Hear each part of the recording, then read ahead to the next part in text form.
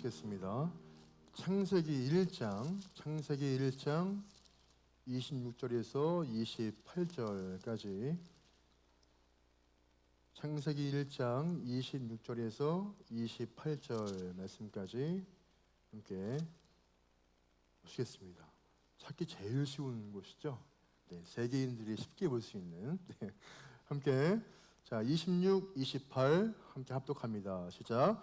하나님이 이르시되 우리의 형상을 따라 우리의 모양대로 우리가 사람을 만들고 그들로 바다의 물고기와 하늘의 새와 가축과 온 땅과 땅에 기는 모든 것을 다스리게 하자 하시고, 하나님이 자기 형상 곧 하나님의 형상대로 사람을 창조하시되 남자와 여자를 창조하시고, 하나님이 그들에게 복을 주시며 하나님이 그들에게 이르시되 상육하고 번성하여 땅에 충만하라. 땅을 정복하라. 바다의 물고기와 하늘의 새와 땅에 움직이는 모든 생물을 다스리라 하시니라. 아멘. 자, 오늘 말씀 우리 천지창조 두 번째 시간이죠. 바로 인간 하나님의 형상에 대해서 함께 보겠습니다. 제가 사진 첫 번째 거 한번 올려주실래요? 이게 여러분 롤스로이스 저는 실제로 본 적은 없고요. TV에서나 본 것 같은데, 저 차가 스웩테일이라는 이름의 차래요. 이거는 롤스로이스 전시장에 없대요. 없고 주문을 해서 수 작업으로 뭐 1년 2개월인가? 그 정도의 기간이 있어야 받습니다. 왜냐면은 그만큼 오랜 기간 동안에 만들어야 하기 때문에.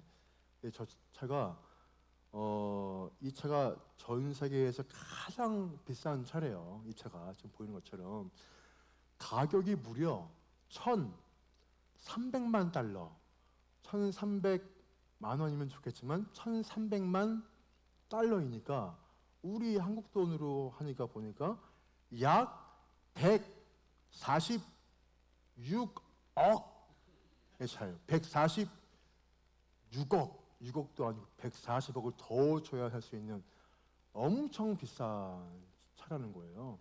그래서 여기에 이 차 안에 들어가는 부품만 약 13,000개? 뭐 그 정도라 하니까 상당히 고가의 차죠. 다음 거 볼까요? 요거는 우리가 뭐 대한항공, 아시아나 이렇게 해외여행 가시면서 좀 많이 한 번쯤 타봤을 비행기죠. 보잉 747이라는 비행기인데 최대 524명을 수용할 수 있는 아주 거대한 크기의 그 비행기고요. 이 여객기의 가격이 보니까 3억 788만 원이 아니라 달러입니다. 3억 788만 달러. 우리 돈으로 하니까 약 4,360만 원이면 좋겠지만 4,360억이랍니다. 억이래요. 그러니까 이거는 아까 봤던 그 차보다는 비교도 안 될 그런 상대죠. 그러니까 이런 비행기를 저런 비행기를 만드는데 들어가는 부품의 숫자가 얼마 정도 될까요? 비행기 한 대 만드는데 비행기 한 대 만들 때 들어가는 부품이 약 보니까 300만 개 정도래요. 부품이 300만 개 정도. 그러니까 그만큼 기계가 더 뭔가 정교하고 부품의 숫자가 많으면 많을수록 그 가치가 올라가는 거죠. 네, 이제 그 그림 됐습니다. 그런데 이런 자동차나 아까 봤던 보잉 747 이런 비행기보다 훨씬 더 정교하고 복잡한 구조로 만들어진 게 있어요. 뭐죠? 우리 사람이에요. 사람이거든요. 인간의 몸에는 60조 개의 우리 안에 그 체세포가 있답니다. 그리고 120조 개의 미생물이 있대요. 전 처음 들었어요. 미생물이 있대요, 우리 몸에. 그리고 23,000개의 유전자, 그리고 600개의 근육, 또 우리 몸에 있는 이렇게 관절이 그 100개래요, 100개. 그리고 우리의 뇌 세포가 228억 개. 뇌의 이 세포가 228억 개고요. 그리고 9천 개 이상의 미각 세포가 있답니다. 달다, 맵다, 쓰다 이거를 9천 개 이상의 이 세포들이 움직이니까 우리가 아는 거거든요. 그러니까 이것 말고도 우리 몸을 참 구성하고 있는 것들을 다 더하면 그 수를 우리가 숫자로 환산하기가 힘들 정도로 어마어마하다는 거예요. 우리의 몸이. 자, 오늘 우리가 읽은 이 본문의 말씀은 이토록 정교한 사람의, 그러니까 창조에 관한 내용을 담고 있는 이 말씀이에요. 우리 본문을 좀 볼게요. 본문 말씀 26절을 한 번 더 읽어볼까요? 26절.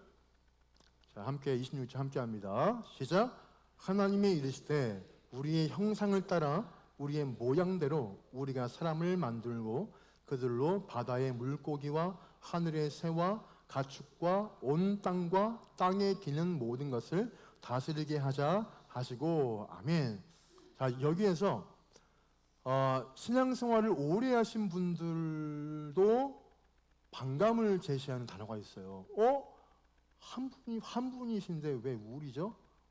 제가 많이 그런 질문들을 많이 들었어요. 하나님 한 분이신데 왜 우리? 그러면 하나님 외에도 더 많이 있는 거 아닌가요? 이렇게 물어보는 분들이 중직자분들 중에도 되게 많이 저한테 문의를 했었거든요.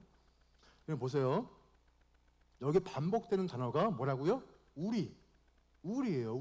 우리인데 여기에서 우리는 누구를 가리키냐면 천사들을 말하는 게 아닙니다. 여러분, 천사가 아니라 바로 하나님이세요. 하나님이요? 한 분 아니에요? 그럼 나라고 해야죠. 라고 저한테 반문할 수 있어요. 분명히 우리 중에. 그럼 여기서 퀴즈를 나가겠습니다. 퀴즈를 낼게요. 우리가 믿는 하나님은 한 분이신데 왜 우리라고 했을까요? 네 분인가요? 하나님이? 혹시 어머니의 하나님도 있나요? 막 이러면서 혹시 거기 석가모니 있었나요? 막 이러면서 할 텐데, 우리가 믿는 하나님은 3, 위, 1, 체 하나님이세요. 몸은 하나인데 영이 세 개세요. 세 분이시면서 한 분이시고요. 한 분이시면서 세 분이십니다. 하나님은 사람이 아니세요. 생리학적인 분이 아니십니다. 신이세요. 우리의 지각으로는 절대 이해할 수 없는, 어떻게 하나면서 셋이지? 셋이면서 왜 하나지? 이게 뭔 말이야? 라고 할 수밖에 없는 이유는 우리는 생리학적으로 이해하기 때문입니다. 하지만 하나님은 신이시기 때문에 그런 분이시라는 우리가 알아야 한다는 거예요. 그럼 여기서 사용된 우리라는 이 말은 또 다른 의미를 우리에게 알려주고 있어요. 지금은 사어, 어떤 국가도 쓰지 않는 사어, 히브리 말로 하면 우리라는 이 말은 심사숙고의 복수형, 이 불러요. 심사숙고의 복수형. 그러니까 주께서 사람을 만드실 때 다른 피조물, 강아지, 고양이, 사자, 뱀, 여우, 이런 것들과는 다르게 심사숙고해서 만들었다는 그런 뜻이라는 것입니다. 이 말이. 자, 그러면 우리가 우리 하나님이 이토록 고민 끝에 만든 사람은 어떤 존재일까요? 우리가 오늘 이 말씀 통해서 좀 몇 가지 보겠습니다. 자, 첫 번째 뭐냐면 인간은 하나님의 형상대로 창조된 존재라는 거예요. 주의 형상대로. 우리 본문 볼게요. 본문을 27절을 함께 볼까요? 27절 함께 합니다. 시작. 하나님이 자기 형상 곧 하나님의 형상대로 사람을 창조하시되 남자와 여자를 창조하시고. 아멘.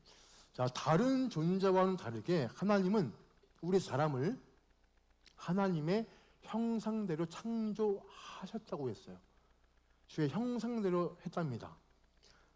자, 여기서 하나님의 형상대로 창조받았다는 것은 이게 어떤 의미냐면 뭐냐면 이것은 우리가 신체적으로 하나님을 닮았다는 말이 아닙니다. 그러니까 다시 말해서 간이 있고 우리 주님도 쓸개가 있고 위가 있고 심장 뛰시고 귀가 여기 있고 눈이 위에 머리에 있는 게 아니라 우리처럼 앞이 있고 입이 똑같이 있고 이렇게 쉽게 이렇게 우리가 볼 수 있는데 여러분, 이 말은 뭐냐면 하나님이 우리 사람이 하나님의 형상대로 지었다는 이 말은 똑같이 뭐 팔 두 개, 뭐 이런 게 아니라는 거예요. 이런 게 아니라 하나님의 형상대로 지음 받았다. 이 말은 뭐냐면 우리가 주님처럼 똑같이 누군가를 사랑하고 또 그 사랑에 응답할 수 있는 존재가 되었다는 말입니다. 아, 귀가 두 개구나. 아, 입 하나구나. 아, 우리 하나님도 오장육부 다 있겠구나. 이게 아닙니다. 이게 아니라 똑같이 아까 뭐랬어요? 누군가를 사랑하면 그 사랑을 내가 또 받고 이해하고 이러한 형상이 같다는 그 말인 거예요. 여러분, 세상에는 많은 피조물들이 많이 있어요. 그렇죠? 자, 우리가 뭐 아는 이 피조물 중에는 뭐 돌고래처럼 뭐 IQ가 좀 높은 동물도 있죠. 그런데 아무리 그 IQ가 그렇게 뭐 높아도 걔들이 할 수 없는 게 있어요. 그게 뭐냐면 하나님을 사랑하고 하나님의 사랑에 응답하는 것입니다. 여러분, 그 개가 예배하는 거 보셨어요? 뭐 앉아가지고 무슨 손 모으고 이런 거?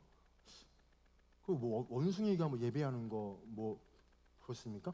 아, 그래요. 뭐 물론 뭐 아마 훈련 통해서는 그런 제스처는 뭐 할 수 있겠죠.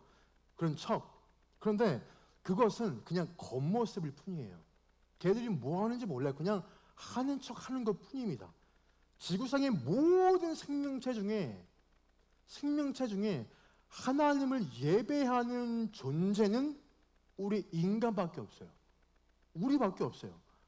하나님을 사랑하고 하나님의 그 사랑을 받을 때 기쁨으로 응답하는 존재는 우리 인간밖에 없다는 거예요. 인간뿐입니다. 왜 그럴까요? 아까 말했죠? 우리가 하나님의 형상대로 지음 받았기 때문이에요. 이 의미입니다. 팔, 다리, 뭐 눈, 코 이게 아니고 이런 의미라는 거예요. 그래서 우리의 그분 이래요. 이렇게 다릅니다. 또한 우리는 다른 생명을 사랑하고 그 사랑에 응답을 또 할 수 있어요. 자, 인간의 사랑을 그 동물의 사랑과 질이 다르잖아요. 여러분, 그 동물들은 발정기가 되잖아요. 발정기가 되면은 그때 종족 번식의 그 본능을 따라서 움직여요. 그런데 사람의 사랑은 그런 수준이 아니잖아요. 여러분, 지금 살고 있는 한 입을 덮고 있는 우리 남편, 우리의 와이프, 아니면은 그 전에 만나신 분도 계시잖아요. 근데 괜찮았습니다. 여러분 보세요. 자, 그 당시에 남자친구나 아니면 이 여자친구를 사귈 때 생각해 보세요. 종족 번식의 본능으로 만나시나요? 아니잖아요. 나의 이 사랑의 이유는 내 욕적은 무조건 푸는 거야. 그런 목적으로 연애를 하는 사람은 진짜 없다는 거예요. 아니에요. 근데 우리의 사랑은 훨씬 고상합니다. 왜 그러냐면 아까 말했죠? 우리가 하나님의 형상이기 때문이에요. 형상이랑 같기 때문입니다. 자, 하나님과 사랑할 수 있는 존재, 다른 누군가를 사랑할 수 있는 존재가 바로 하나님의 형상대로 지음받은 우리들입니다. 그 말씀의 의미가 이 말씀이라는 것을 꼭 기억하시기 바라요. 그래서 예수님은 최고의 계명으로 두 가지를 말씀하세요. 우리 본문 이렇게 갈피를 좀 찝어두시고 마가복음 볼까요? 마가복음 12장 펴보세요. 마가복음 12장. 자, 마가복음 12장 보겠습니다. 마가복음 12장 29에서 31절까지 보겠습니다. 마가복음 12장 29에서 31절까지 페이지는 76페이지에 있습니다. 신약. 자, 함께 이 말씀을 다 같이 읽어볼까요? 함께 다 같이 합독합니다. 시작. 예수께서 대답하시되 첫째는 이것이니 이스라엘아 들으라. 주 곧 우리 하나님은 유일한 주시라. 내 마음을 다하고 목숨을 다하고 뜻을 다하고 힘을 다하여 주 너의 하나님을 사랑하라 하신 것이요. 둘째는 이것이니 내 이웃을 내 자신과 같이 사랑하라 하신 것이라. 이보다 더 큰 계명이 없느니라. 아멘. 이 말씀을 좀 압축을 하면은, 그러니까 하나님 사랑과 이웃 사랑이에요. 이 두 가지입니다. 이게 여러분 가능한 이유는 뭐냐면 우리가 하나님의 형상을 따라 지음 받았기 때문에 가능하다는 것이죠. 그럼 두 번째 볼게요. 인간은 하나님의 복을 받으며 살아가는 존재입니다. 우리 본문을 다시 가볼까요? 이렇게 가서 쭉 펴서 28절을 함께 좀 보겠습니다. 28절 함께 합니다. 시작.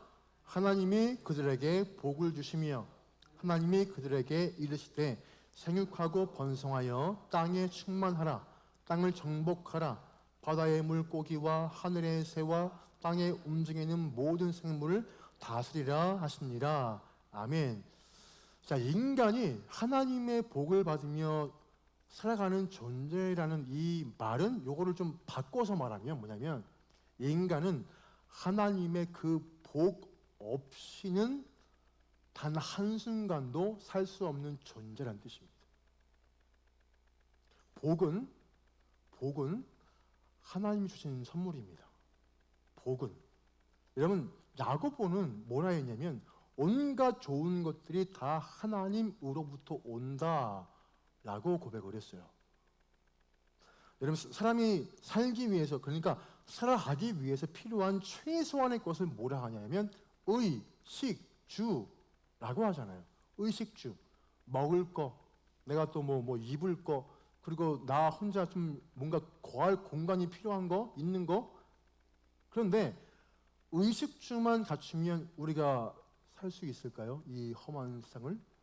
그게 아니라는 거예요. 아마 얼마 못 가서 그냥 정신병에 걸릴 수도 있어요.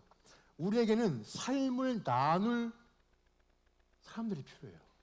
이야기할 수 있는 분들이 우리에게 필요해요. 가족이 있어야 되잖아요.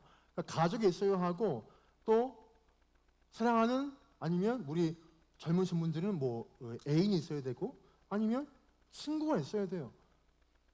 근데 이게 보면 그뿐만이 아닙니다. 풍성한 삶을 위해서는 때로 뭐가 있어야 하냐면 좋은 햇살이 필요하잖아요. 그리고 상쾌한 어떤 우리의 이 바람도 필요합니다. 또 게다가 사람은 무언가를 성취할 때 거기에 기쁨, 희열을 우리가 느낍니다. 그렇기에 뭐가 필요하냐면 일할 수 있는 나만의 어떤 직장도 필요해요. 사실 이 모든 걸 다 따지고 보면 우리의 행복을 위해서는 정말 많은 것들이 너무나 많이 필요해요. 자, 사람은 결코 혼자 살 수 없는 그런 존재이기 때문이에요. 자, 그런 면에서 하나님의 이 창조 순서는 너무 놀라워요. 정말 놀라워요. 하나님은 모든 것을 만드신 뒤에 제일 맨 마지막에 사람을 창조하셨어요. 자, 아무것도 없는 무진공 상태에서, 아무것도 없는 데서 먼저 인간을 만드신 다음에, 그런 다음에 그 인간을 위해서 그 외에 다른 것들을 준비하신 게 아니에요. 빛과 어둠, 하늘과 땅, 그 다음에 육지와 바다, 식물과 동물, 모든 것을 다 준비하신 이후에 인간을 창조하셨어요. 만약에 순서가 반대라고 볼게요. 사람을 지으신 다음에 거기에 빛을 만드시고, 그런 다음에 또 인간을 만드신 다음에 또 하늘과 땅을 막 만드시고, 그러면 인류는 멸종합니다. 인류는 다 멸종해요. 하나님은 모든 것을 준비하신 뒤에 사람을 창조하셨어요. 막 태어난 그 아담에게, 막 창조된 그 아담에게 모든 것이 그가 보기에는 하나님의 선물이었어요. 모든 게 다. 그 선물, 즉 하나님의 복을 받았기에 아담은 그 에덴에서 부족함 없는 삶을 살 수 있던 것입니다. 그러니까 오늘 우리의 삶도 똑같은 거예요. 마찬가지예요. 무슨 말이냐? 여러분은 또 저는 그냥 이 땅에 태어났지만 이미 많은 게 우리에게 주어졌어요. 이미 우리에게는. 자, 태어난 순간부터 먹을 것이 준비되어 있고요. 또 입을 게 준비되어 있잖아요. 우리가 아기 때부터. 여러분 중에 어떤 누구도 태어나자마자 생존을 위해 무슨 사냥을 한다거나 아니면 돈을 벌러 나간다거나 그렇게 하지 않아요. 이미 우리 모두에게, 저와 우리 모두에게 주어졌기 때문이라는 거예요. 다시 말해서 우리에게는 노력으로 얻은 게 없어요. 자세히 보세요. 노력으로 우리의 어릴 때 모든 삶이 주어진 게 아니라는 거예요. 우리 모두는 선물로 주어진 것입니다. 우리 모두는. 누구의 선물일까요? 하나님의 선물이에요. 그 선물입니다. 그 선물이 없다면 우리는 살아갈 수가 없을 거예요. 못 삽니다. 이 사실을 기억해야 합니다. 이 사실을 기억하고 매일매일 감사와 기쁨으로 우린 살아야 돼요. 그게 우리가 해야 할 의무입니다. 마지막 세 번째는 뭐냐면 인간은 하나님을 대신해서 세상을 다스리는 존재라는 거예요. 우리 방금 읽었던 28절 한 번 더 우리 합독해 볼까요? 한 번 더 읽어보겠습니다. 함께 합니다. 시작. 하나님이 그들에게 복을 주시며 하나님이 그들에게 이르시되 생육하고 번성하여 땅에 충만하라. 땅을 정복하라. 바다의 물고기와 하늘의 새와 땅에 움직이는 모든 생물을 다스리려 하시니라. 아멘. 자, 하나님은 사람에게 복을 주셨어요.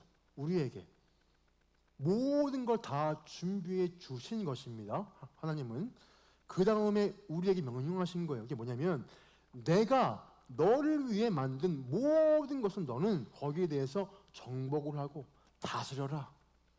정복해라. 다스려라. 즉 사람에게 이 지구를 맡기신 거예요. 우리 믿는 자인 우리 모두에게 지구를 맡기신 것입니다. 여러분 지난주 이번 주도 맡겼죠.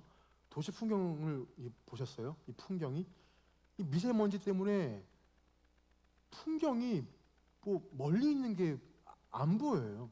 여러분 10년 전만 해도 미세먼지라는 거를 들어보셨나요?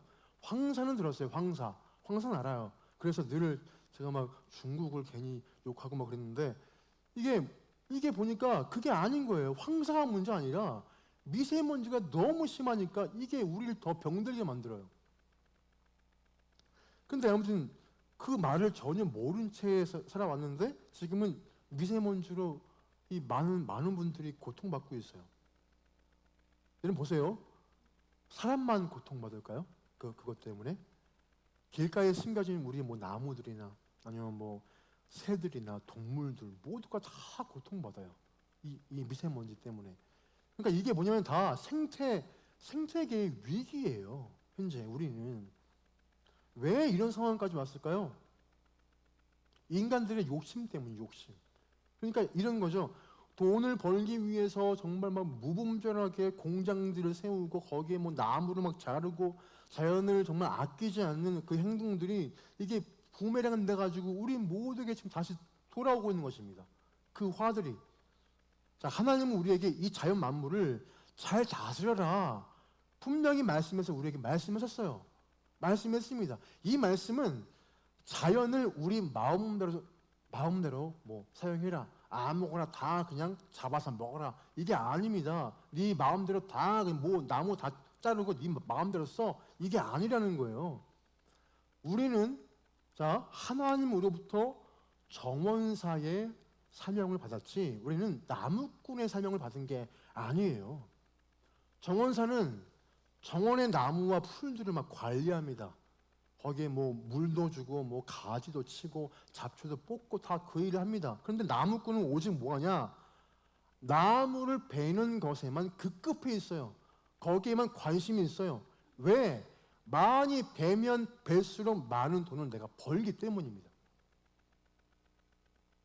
우리는 다시 말씀드리면 우리 나무꾼이 아니라 정원사의 책임을 감당해야 합니다. 여러분 이 환경을 아끼는 것 이것 또한 기독교인의 의무예요.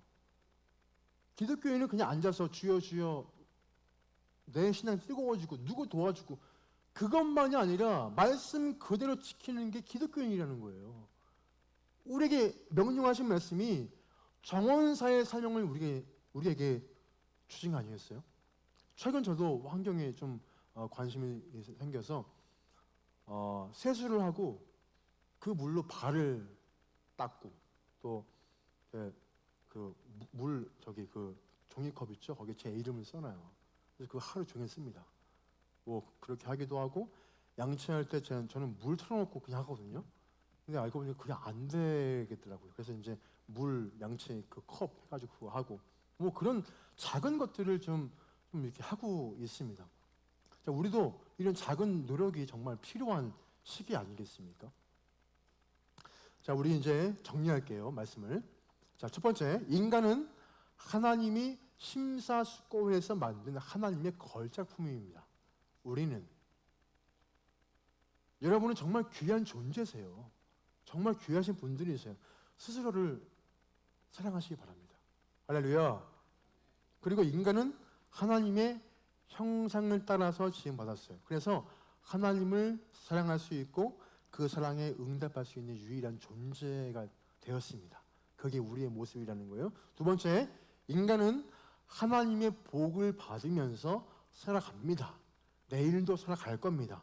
주의 그 복이 없다면 우리는 한 발로 이 땅 모든 것에 발을 내디딜 수가 없습니다. 마지막 세 번째, 인간은 자연 만물을 관리하는 사명을 받았어요. 자, 하나님이 창조한 세계를 아끼고 정복해야 합니다. 이게 우리가 해야 할 일입니다. 이것이 천지 창조에 주어진 말씀의 내용을 우리가 꼭 기억하면서 몸으로 움직여야 할 수 있습니다. 할렐루야. 아멘. 자, 우리 함께 마지막 곡 부르고 예배를 이제 마치겠습니다.